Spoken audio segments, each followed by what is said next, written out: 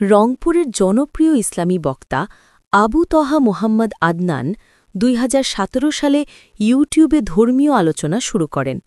খুব অল্প সময়েই তার বক্তব্য ও উপস্থাপনার ধরন দর্শকদের মন জয় করে নেয়। তার আলোচনাগুলোর মূল বিষয়বস্তু থাকে কেয়ামতের আলামত, সমাজের নানান সমস্যা এবং মুসলমানদের বর্তমান চ্যালেঞ্জ। তিনি জিন্নুর আইন অনলাইন মাদ্রাসা নামে একটি শিক্ষা প্রতিষ্ঠানের প্রতিষ্ঠাতা ও পরিচালক।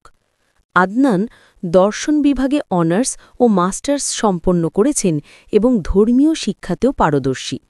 তবে ২০২১ সালে এক আকস্মিক ঘটনার পর তার নাম নতুনভাবে আলোচনায় আসে।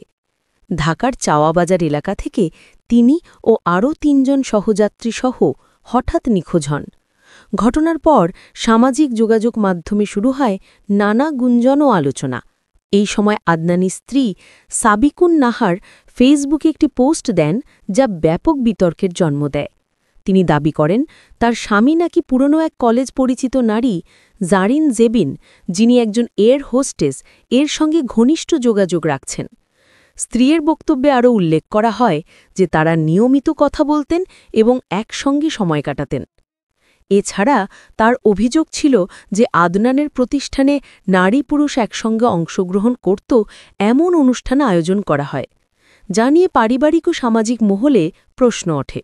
এসব কারণে মানসিক চাপের মধ্যে পড়ে তিনি নাকি অনলাইন ক্লাস বন্ধ করতে বাধ্য হন। ঘটনার পর সামাজিক মাধ্যমে শুরু হয় ব্যাপক প্রতিক্রিয়া। তবে আবু তহা মোহাম্মদ আদনান শুরুতে এসব বিষয়ে কোনো মন্তব্য করেননি। পরবর্তীতে তিনি একটি স্ট্যাটাসে জানান তার মোবাইল ফোন চুরি হয়েছে এবং কেউ সেই সুযোগে তার নামে মিথ্যা তথ্য ছড়াচ্ছে। তিনি সবাইকে সতর্ক থাকতে বলেন। অন্যদিকে পরের দিন সকালে তার স্ত্রী আরেকটি পোস্টে ক্ষমা প্রার্থনা করেন। তিনি জানান কিছু কুচক্রী মানুষ তাকে বিভ্রান্ত করেছিল এবং পূর্বের অভিযোগগুলো ভুল বোঝাবুঝির ফল ছিল। এখন প্রশ্ন উঠেছে, স্ত্রীর গুরুতর অভিযোগ কতটা সত্য, আর আদনানের দাবি কতটা নির্ভরযোগ্য? এই দুই বিপরীত বক্তব্যের মধ্যেই তৈরি হয়েছে নতুন বিভ্রান্তি এবং পুরো ঘটনাই এখনও সামাজিক মাধ্যমে আলোচনার শীর্ষে রয়ে গেছে।